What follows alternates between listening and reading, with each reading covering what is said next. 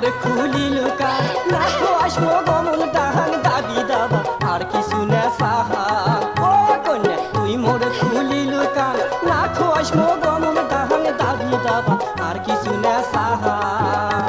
আর jail হাজতে এমন জ্বালা যাই গেছি তাই জানে ঠেলা জেল হাজতে এমন জ্বালা যাই গেছি তাই জানে ঠেলা এগুলা কথা দেখুন নাই ভাবিয়া ও কন্যা এগুলা কথা দেখুন নাই ভাবিয়া